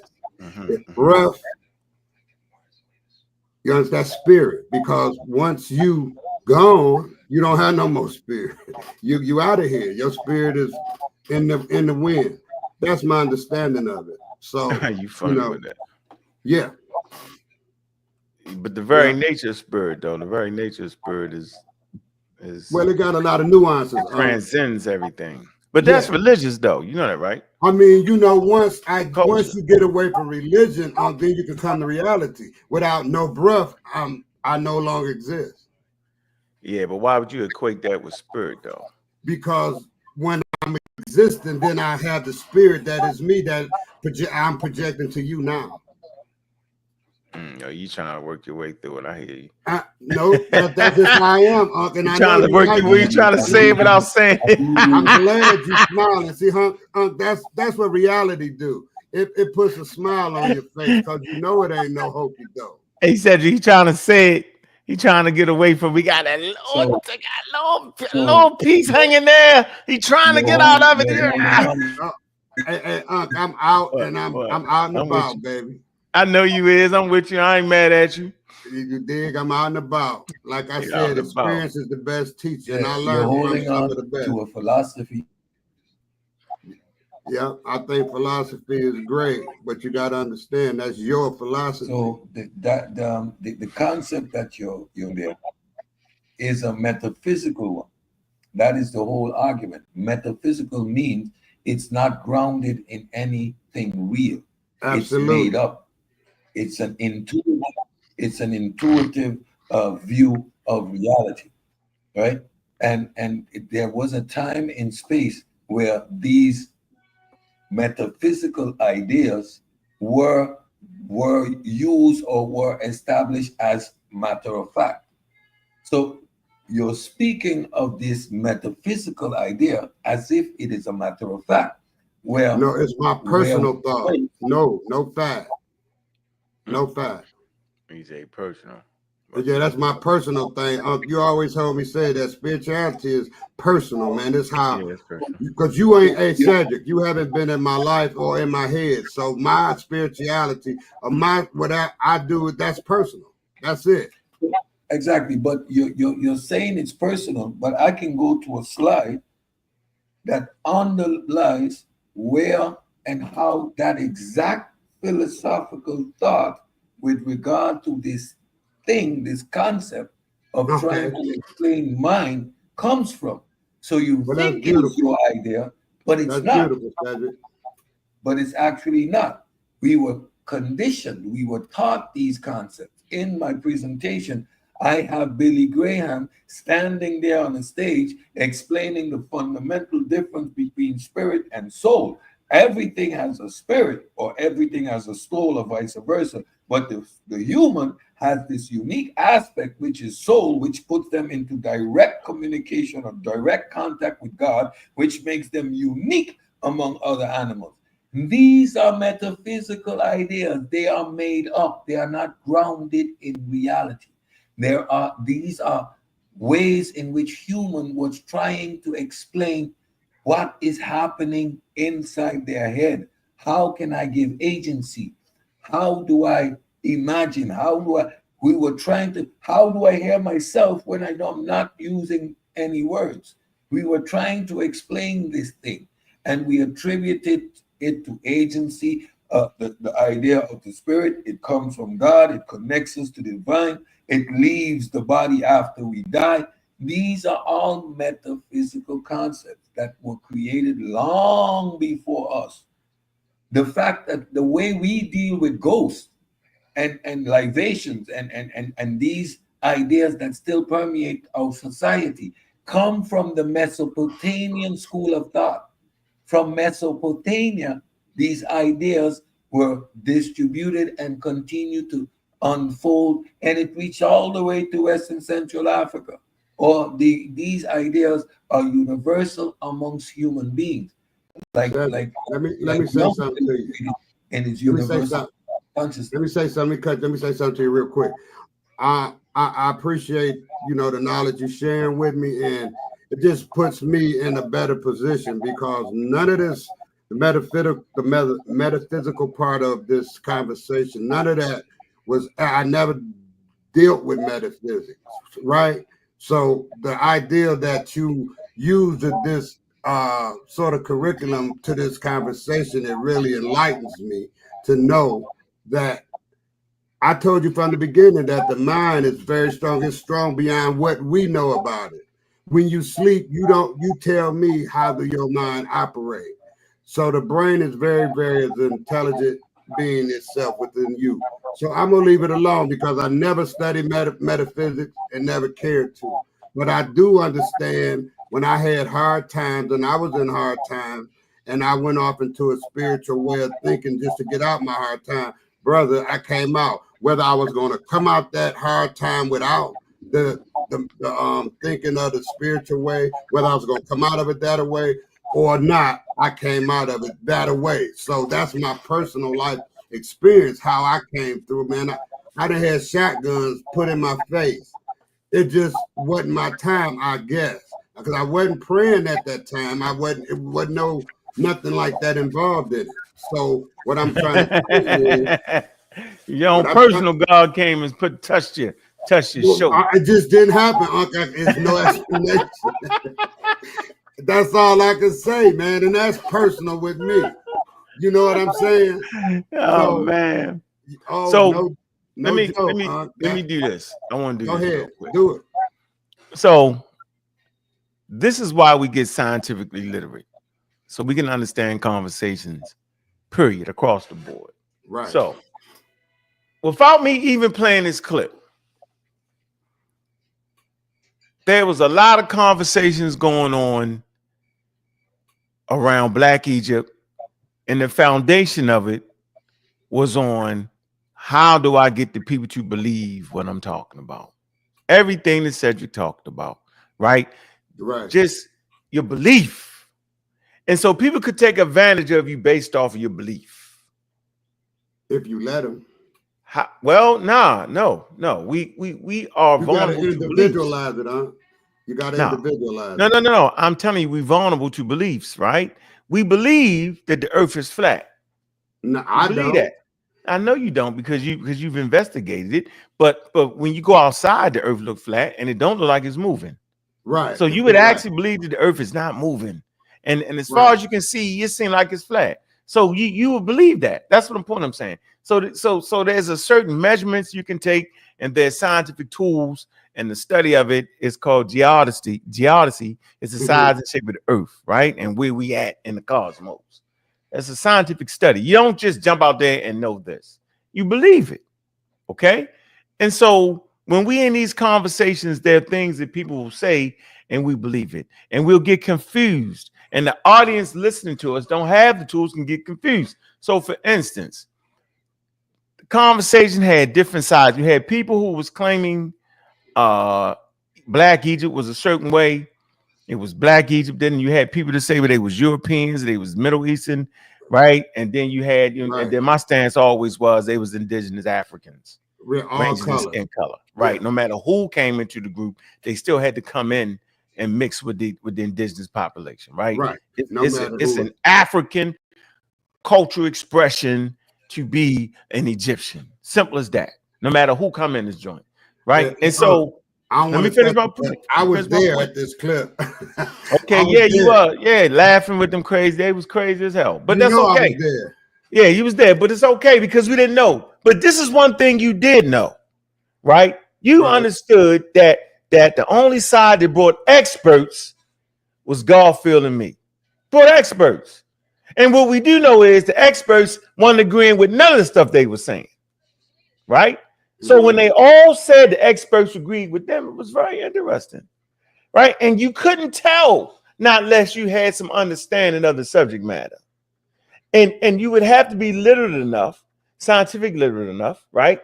To understand what the experts were saying, right? The experts was having conversations, and based off of what you understood, you would understand a conversation. So I always wanted to put us in this space where you could just understand goddamn conversations, bro. So it would help you at your job. Say you taking a client out to work, my fault, out to dinner or lunch. Right, and he start talking stock market, financial. Okay, if you're financially literate, you will understand what he's saying. Right. Say he just might throw some history at you. Say he's a history buff. Y'all get your general conversation, right? And if you're literate, you can understand what he's saying. Okay, suppose it's just the topics just go to natural science, and if you're scientifically literate, you can get through the conversation, and then that client will say, man, this is an intelligent person here. You know what? I don't mind spending my $50,000 with that company he got, because he seems to be very astute and very well read. That's all I ever wanted to do. I want you to be very well read and just have the ability to have general conversations, you know what I'm saying, with intelligent people, man. And this should be our goal. Okay? And so watch the clip.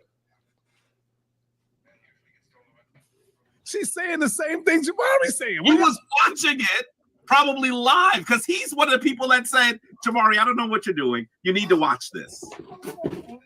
So when I looked at it, I'm telling you, I was screaming. I started writing notes. I started taking clips. I was like, wait, do they not understand how bad this is? And then they would still smile and thank her and say, I don't think our community understands what you're saying. No, you don't understand what she's saying. Stop trying to insult us. We're saying what she said. And I want you to remember, there are a large number of quote unquote Egyptologists, specialists on ancient Africa, who are now coming around to what we are saying. Remember when I played for everyone? Yes, that's where I'm going.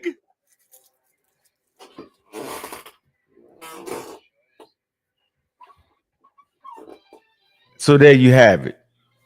So either the experts agree with what they were saying, or the experts was agreeing with the people that brought the experts, that had these conversations with them to really learn something. And so your belief system will have you go with the crowd. It just will. That's what humans do. The way you believe something, the way you see it, the way we bond with each other, right? It'll make you agree with something that you really don't even understand to agree with. And so I played the clip to show you. Now, did the experts really agree with them? It don't matter one way or the other, because you could just be a person and say, but I trust them based off the way they look, based off their skin color. And you know what? That's fine with me. I don't even have an issue with that. The only issue I would have was faking people out to lead them down the road that you don't need. You don't need them experts. You do your own thing. That's fine.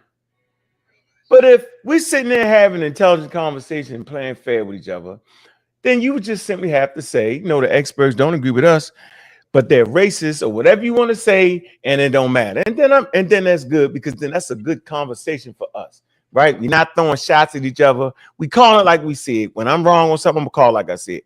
But it's going to be a level of literacy on whether you know who they agree with. Remember, we talked about the one drop rule. I ain't gonna get into all that right here, but it's based off your educational level on how you understand the one drop rule. It's like you say, and I put it in my way. I'll say it again. It's a lot of nuances to it. It's just not just one way. So it's best to stay in your own lane. You know, in your own paradigm, unless you plan on, if I plan on getting scientific, I'll come over here and read some books and get scientific. Yeah, if you plan on having fun, and you know what I'm saying?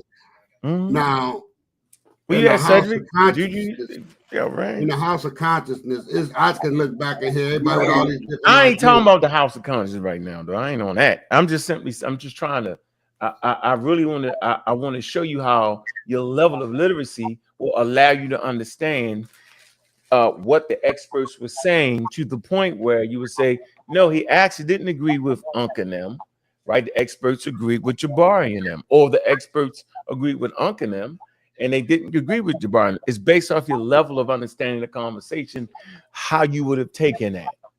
And I always wanted to put people at the level where they can listen to it and say, well, those experts already know that the social construct wasn't there at 2500 BCE, and that no, we would have never said that. The one drop rule is a pseudoscientific rule. We know that. We just was basically saying, if you're gonna use your eyeballs and looking at people, then yeah, in the antebellum South in the 40s, then you would have said that. So that's but you would have to understand that, though. That's my point. That's why these shows on belief and the spirits and the whole nine, all this stuff goes to a point of being able to understand your world so you don't get manipulated. That's why we do these shows. It ain't even about whether you believe in God or not. That at the end, it's going to be your personal choice anyway. Like you said, that's your personal thing. Well, I like to say, if it's your personal thing, why you tell me about it? Then that means it must not be personal. You're trying to convince me. But if it's your personal thing, say, man, that's my belief and that's it. And we all get it. Because I don't care how you believe or what you believe. I'm simply saying is, can we have conversations with people that are on a level? Can we raise our game? Can we pass that on to our kids? Well, kids can have intelligent conversations and understand. That's where I'm at for African Americans, man. Simple as that. Yep. You know, I wear my avatars and everything like I do because I go by chronology, by time, chronology, the time and the research on time and how things came about, right? So, and when I go that way, science and everything just fall into its own place. Yeah.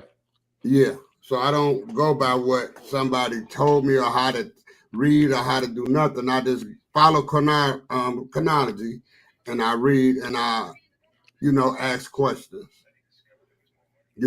So that's the way I do that because everybody's got, it's just so wild with our brothers, man. The Hebrews is just so wild that, They got the outfits on. That's your first key. They run around, damn well they yeah. done burnt up in Israel with all that shit on them, yo. Yeah. And then, at the end of the day, they really, really stick by that. It's just, I find it really off the wall to me, but there it is. You see, there is no, we don't intend to take away anybody's God. What we aim to is provide tools. You see, the conversation like who was David Hume and what he meant to methodological naturalism isn't topics that are readily discussed within the community. Fundamentals, philosophical grounding of concepts isn't something that is often discussed in the community. And what you get is a lot of flim-flammery because we are not grounded in these philosophical concepts. You see, if you are grounded, for example, in methodological naturalism, the moment you hear a supernatural claim being tied to science, you know you're dealing with some pseudoscience because methodological naturalism makes no claim for or against the supernatural. What we do is we examine reality, right? And when you start to engage with things like empiricism, where you need to have a there, you realize that conversations about the divine, about spirits, about souls, it is metaphysical because there is no empirical evidence to support these concepts. There's not a I got a heavy question for you, Cedric. You ready? Go ahead. How do you think the pyramids was built? By human ingenuity, brick by Perfect. brick, brick by brick. We have the evidence to support the quarrying, the quarry being mined. Shout out to Smash. He actually read one of the supervisor's tale of the amount of tonnage that they brought up with the barges from the excavation site. So we know for a fact that what? He did video on all these ingenuity, how they did it. Yeah. So I saw how they lit that tower with that wood. That was educational. So where it came from? You say what now? I don't know if I can trust it. So that's you. So it was a story. It was a story of from the diary or the journal of one of the supervisors of the. You talking about the brother of Khufu? Remember we did that? Remember we did it. We brought up the paper and all that. They found and he was bringing the outer casings down. Yep. All right. Remember I did a debate and I got the book where the rocks that it came from. Huh? So how long ago was that you? I'm debating against Tahuti. Look at it. I got it all on Tahuti. Remember I debated Tahuti? Look it up on Patreon. You talking on a lot of you on there. No, that was a lot of that old stuff, man, for 2016. No, that was pretty good. I was debating which one. You know what I'm talking about, right? Tahuti. Yeah, right. Yeah, that's the one. Yeah, when I showed you the rocks, I had a book with the rocks, book of stones. And Corey, that came from the pyramids, and then I dealt with the I didn't see that debate, but I know what you're talking about. And it's called Khufu. It's called and the thing is said that the mountain of Khufu or something. They was actually talking about the pyramids. Yeah, I didn't see that. Who was a visor. He actually brought he was bringing down the finishing casings of it, and they was looking at the time period and when he did it, and they was trying to figure out when the pyramids was actually built. but that was definitely they found, you know, his brother, who was the advisor, was actually, you know, bringing you know, the finishing cases. But see, Yep. that's what I like about the pseudo killers, right? Now, Cedric is a scientist, right? He's scientifically literate. I'm literate, right? So if I asked him that question and he gave me an answer, I feel mighty proud because he didn't go out on no sort of limb. He said human ingenuity. You ask somebody else that I'm not gonna mention no Just say tribes Tahuti. or Just say nothing. Tahuti. They're gonna come with all of that other Yep. stuff. They Yep. come out, the Martians built it, the Giants built it from the, you know, and I do understand that if you can look at the concept of 1,000 little ants carrying a big piece of bread, you can also see 1,000 men, maybe 2,000 or 3,000 moving some blocks. You understand? So it makes sense. That's all I'm saying, bro. And it That's was why I can during, appreciate the pseudo killers. during the You're not time jumping out there. during the time of pyramid construction, it was actually a fundamental part of the society because they would do that in the downtime versus farming. So the concept of slave labor, these were highly technically skilled individuals, right? And they were using a rudimentary but a high level geometry and mathematics Absolutely. to execute those structures, right? So we are not going to take away anything from human ingenuity. At the time that the East Africans were building pyramids in West and Central Africa, we were smelting iron. Like we have to give Africans their due credit, right, for advancements in civilization and in technology. When we try to discredit human ingenuity with things like aliens and these sort of nonsense, it is not only undermining the African, but it's undermining humanity as a whole. There are steps to this, and we can see the evolution from Mastaba to early pyramids to eventually the epicenter of pyramid building in Cairo. And this phenomena, this building high without steel, meaning a broad base and going close, smaller and smaller as you go up, is again part of human ingenuity, because we see this manifesting in different environments all over the world independently. I can deal with that, you know, and like I said,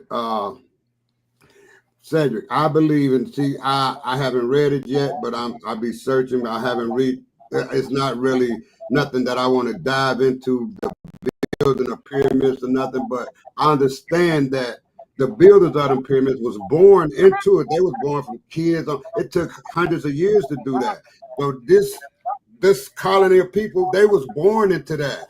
If you doing building, moving rocks when you 5 and 6, you gonna get, you know, and then just think if it's 2,000 or 3,000 of you, right? So that's just what I'm thinking. So I just do more research, and I'm gonna keep saying it. I'm gonna keep science always in my pocket. You did, because that's the way, you know, that's the way the ball rolls. You did. You put a ball on the hill, it's going straight down. That's science. It's gravity. You got fools out here talking about it ain't no gravity. So I just stick to what I know and let you guys handle it, and I learn off you. That's Hey, all. Juju. Hey, share my screen. Let me show you something. I'm talking about this right here. Wadi Al Jafar, the King Khufu, the harbor on the Red Sea coast. Overview of recent discoveries. All right, you're talking about this by Hawaus. He wrote this document right here. This is, let me see. They got the Ankh on there. I believe this to be the same thing. What book is that, huh?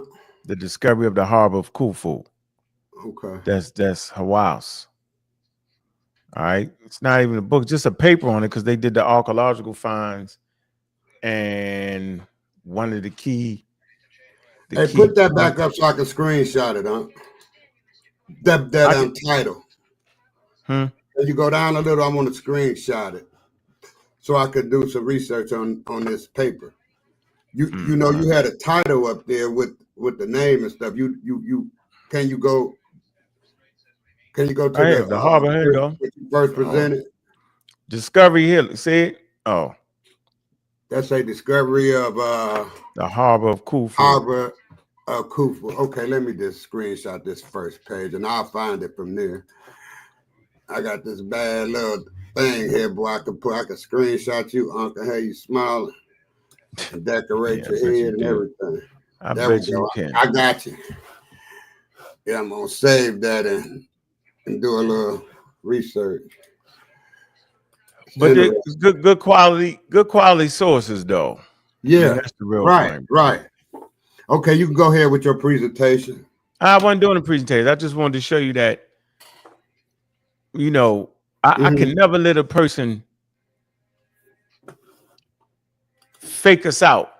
Right. So they people fake you out with you can't read the dead language called meta nature or hieroglyphics, thus you can't understand. That's crazy to me, bro. Yeah, we've been doing this. We've been looking up this research using scholarly sources forever.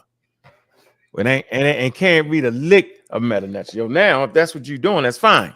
Right.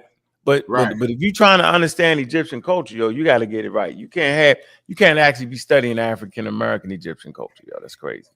The Egyptians weren't African Americans; they was Northeast Africans. Right. They were just Africans. They was over in that area. Not just Africans; they Northeast Africans. That's where they resided at. Okay. Well, correct me. Isn't Ethiopia Northeast? I believe it's Kush. Yep. Okay. So those are people who look like me and you. Somali. Let me see. You might look like you a little bit. Our phenotype, brother. No, a Northeast African. They didn't have the hook Arab noses. They came in. That's not true. That's not true. That's what I surmise because but that's Africa's always been this phenotype just in certain parts, right? The nose, the lips. Why isn't the later pyramids have the skinny lips? The earlier pyramids have your nose and your lips. Nah, you messing it up real bad. Statues. You messing it up. No, I'm just saying you messing it up, yo. No, I ain't saying you mean to do it. That didn't make no sense. It make a lot of sense. Because if you get a phenotype that's not comparison to that date and time, then it's non and void. You understand when you cross the Mediterranean over there, we understand there was different colors over there too, but the phenotype had changed. Even today, you can see an Arabic nose, you can see a pure Arabic phenotype nose, which cancels him from being my phenotype. Arabic phenotype. I'm trying to. You're trying to follow me, right? Yeah, and I'm saying the way you're doing it, you're just wrong. And that's and people can take advantage of that with you. Okay, well, hold on, wait, watch this. I'm gonna do it right. So, go ahead. People in India, right? You know the way they look, right? India. On the subcontinent of India, that's Asia, right? Right. Do they look like Koreans? Some of them have slanted eyes. No, do they look like Koreans and Chinese and Japanese? Yeah. You saying that people from India? How about the Caucasus Mountains? Hold on, Georgia and Russia. Let me present something to you real quick. No, don't switch it. We right where I need you to be at. I'm finna be right there with you. Hold on, brother. You got to answer the question though. You answer the question, man. Just 1 second. I just had it out here. So you ain't answered the question. I'm not. Okay, what's the question, because I don't want to get. Does a person from Japan look like a person from India? Do a person from Japan look like a person? They got different phenotype. Okay, but guess what, bro? What? They're Asians.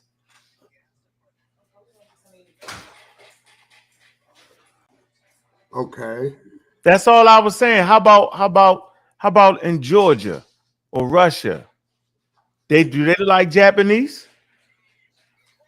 Georgia and Russia. Yeah, that's in Europe. It's on the continent of Asia. They don't look alike. They don't look like people from India, and they don't look like the Chinese, nor do the Chinese look like the Koreans, right? But they're still Asians. I You get it? understand what You get I you no no. Do understand you what get you're saying. listen? So I'm trying to get if you can see that, right? Then you know what? I'm not even gonna finish it. I'm gonna let you figure it out. I'm done. I don't want to black There you Jesus on the go. show. There you go. Because I want I you to like figure that out. Why is it that the person in India that's in Asia do not look like a person in China, right? And why does the person in China look like somebody that's in the Caucasus Mountains, right? Why don't they look alike? But they're all Asians. So then for you to make the people in Africa look alike, and based off the way they look, you qualify them as being no. African or not African. Do you get my point? No, Whoa. I'm saying the area. You heard me say Ethiopia and Kush. It's I'm still in saying Africa. It's in north, right? Africa. So you saying this right here? Okay, let's be clear. You saying that Arabic phenotype Arabic was is in a Ethiopia. language. It's a language, yo. Well, okay. You saying saying Arab? yeah. Arab. Are you saying those Arabs was in Ethiopia, looking just like me? Nah, But they man, was not all of them. Man, an Arab is a person that's coming from supposed to be. You're saying come from Arabia, right? So look. But you know that's how they look over in Egypt now. Huh? From the pictures I saw. Nah, man, you ain't never been to Egypt. Have you been to Nope. Egypt? I said the Okay, pictures so then I we gotta saw. I calm didn't down. know. I never been to Egypt. Right, so let's just calm down. But me and you both gotta calm down at that point, because I ain't been. I do know we should calm down. Yeah. All right. I ain't mad with you. You can't be mad here. Look at this. Look, I'm gonna show you something. It's just we learned geography. Can you see this? No, not yet. Gigi, put that up real quick.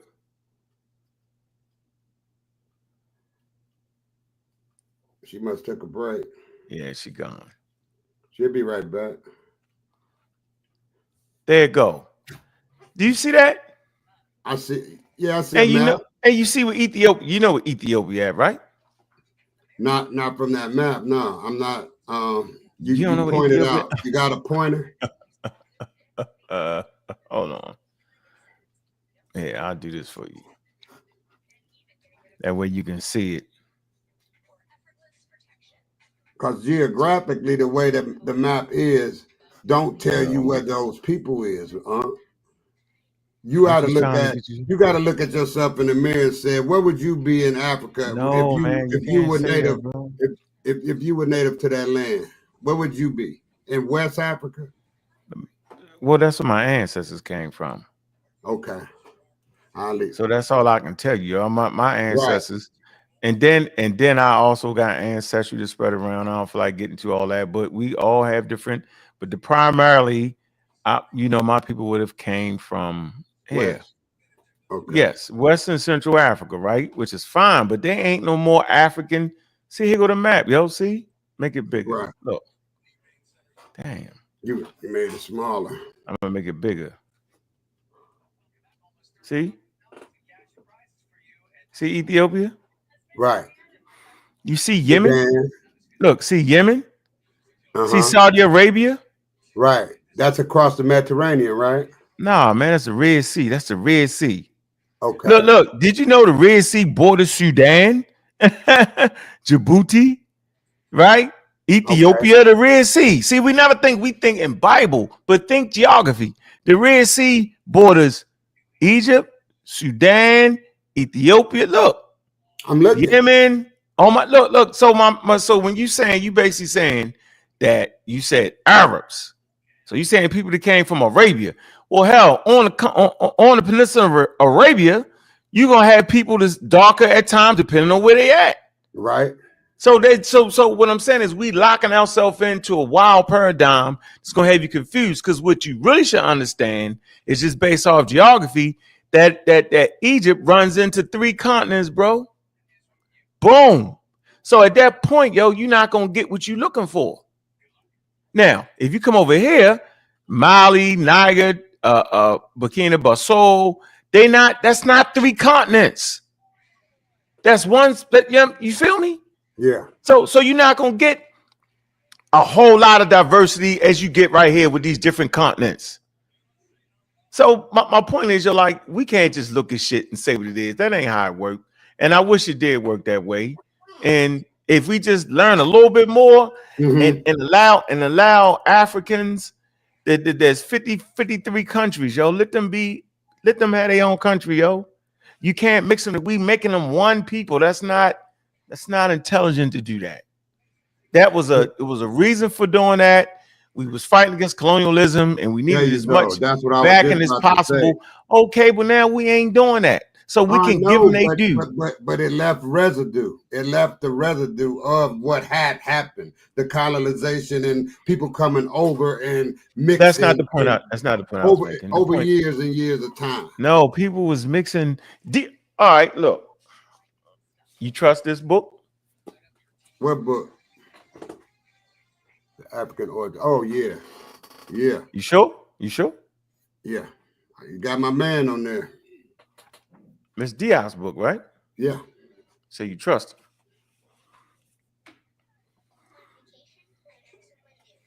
So if you trust him. I like where he was coming from. Where he was coming from. He was coming from the fact that they were whitewashing our history. And he was trying to tell them no. I got 2 more minutes. Look. This is what Diop said on page 131. All right. I'm gonna read right here. Yeah, go ahead. Thus, it is clear that the whole Egyptian race was Negro. Mm-hmm. Watch this. With a influxion of Nordic whites during the Armenian period. You know, that's pre-dynastic times. 4,000 BCE. So he was saying that 4,000 BCE, you had Nordic white people there. This is before the formation of Egypt, yo. So I want you just to process that for a minute. Right? Just process that for a minute, yo. Just process that. There ain't no Egypt yet. And I'm gonna leave y'all right there. Where you at? I didn't do too much. I like that. But nobody ever says that. Nobody ever tells you the Diop said that. Nobody tells you that. Nobody, because most people that got the book don't even read the book. That's why. How about that? How about that, bro? So now you know that geography is important, right? The books you claim to represent to read is important, because you might be fighting against the person you think you're standing on. And then that area of Northeast Africa, that quadrant right there, yo, right? These Africans, North Africans, are just as Africans as Sub-Saharan African, right? It was the colonization that drew that little crazy wild line. But they all Africans, bro. Yeah. Diversified. They all got different ethnic groups. The same way they do in Russia, Ukraine, right? They're not the same. All of them not the same people, right? They got the different ethnic groups, different clans, different tribes, nations come together. You feel me? So yeah, we got to give them people. We got to stop putting African Americanness on them people, man. Yep, simple as that, yo. Go ahead, Cedric. I didn't mess up your show. I didn't hit you with the extra. No, I just put it down. Always appreciate the contribution from the God Killer, and it's a testament to what we're doing. We're giving people the tools: critical thinking, skepticism, methodological naturalism, empiricism, and proper epistemology. With those tools, you want to figure it out, right? Again, appreciate everyone for tuning in. Appreciate you, brother. So go back, watch it over again. Oh yeah, I am. It's a 3-part a series in the second episode, so you can take your time and take off their steps. We'll be back. I'm gonna start from the front, Cedric. I'm starting from the first one. I want to keep it in line. Next that week, way I can follow it better. Next week, be back right here, same channel, Pseudo Killers. What time? The next episode, we'll send the link out. The next episode in the series, in the 5-part mini series, consciousness, which we're dealing with consciousness in deconstructing the divine. Pseudo Killers. About what time, Cedric? It's going to be most likely Tuesday around 8 o'clock. All right. Our producer is able to facilitate. Hey, y'all know it's Atheist Friday too, so I'm definitely going live at 9, man. Atheist Friday, yo. Hey, and the title of the show is Are the Experts Saying What the Non-Experts Are Saying in the Conscious Community? What time? 9 o'clock. We're gonna destruct 9 o'clock. We're gonna because sometimes you gotta let stuff marinate. Give people time to clear their head and put their fresh eyes back on that situation we went through, and then slow it down and just watch how they learn. Yeah. In the meantime, 8 o'clock, tune in to Paradigm Shift, and Neftali's gonna get her butt kicked by Doc Too Sweet. A debate going on over there, the timeless debate, creationism, intelligent design versus evolution. Get in and watch the ladies do their thing. I appreciate y'all. Keep up the good work, brother. Thank you. Peace, good. Peace, Black African power. Yes, sir. We're not attacking individuals. We're attacking the information and attacking the methodology. This is long time coming right here. Long time coming.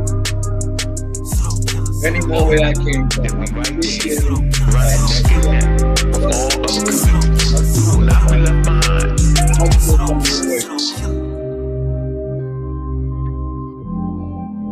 Hey.